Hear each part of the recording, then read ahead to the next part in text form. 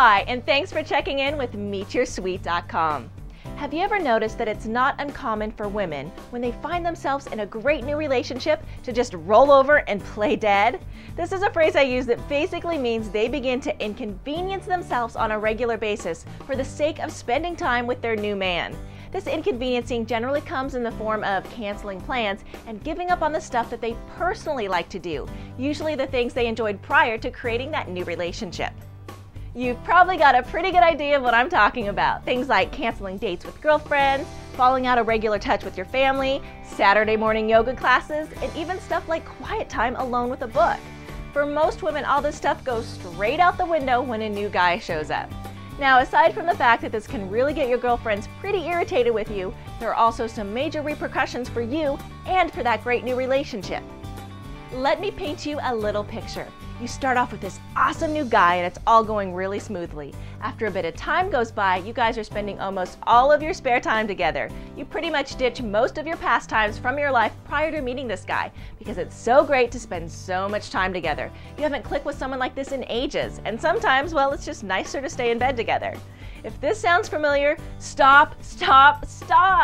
Diving into a new relationship full speed ahead is a really short-sighted thing to do that can actually cause things to get stale and burned out really fast. I'll explain what I mean.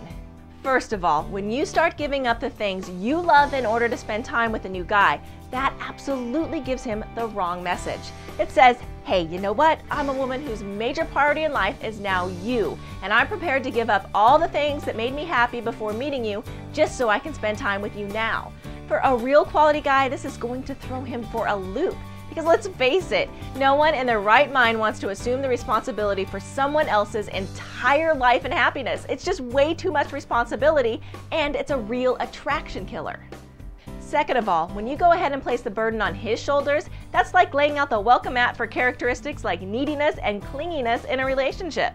And here's the reason why. When you start to sacrifice stuff that you like in order to prioritize the relationship, you unconsciously begin to formulate expectations that he ought to be doing the same thing. You're giving up your time with your girlfriends, you're backing out of your weekly pottery classes or whatever. And so on some level, it really only seems fair to you that he should start making the same sorts of gestures. This is why so many women start to get a bit crabby when it's a few months into the relationship and the guy they're dating is still spending Friday nights out with his friends, he's working late during the week, or he's got his Sundays taken up doing his own thing. He's still keeping his life on track, but you've given up a bunch of stuff that's important to you for what you think of as the sake of the relationship. And that can make you feel like you care more than he does. And that's when a lot of women start to get needy.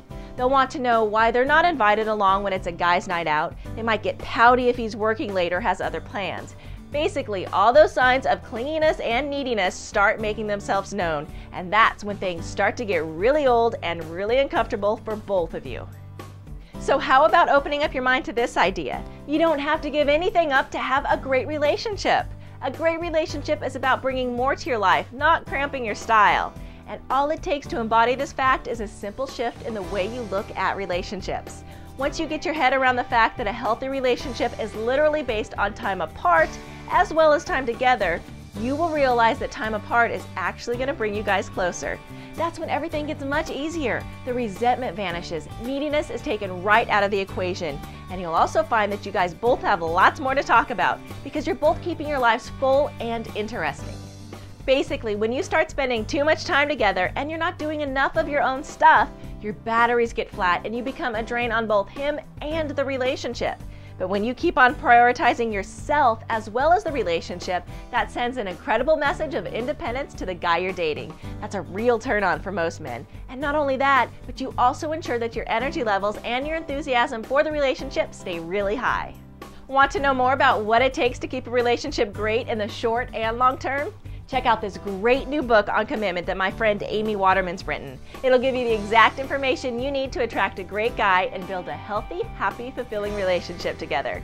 Thanks for checking in with MeetYourSweet.com, and don't forget to look for my many other clips and videos.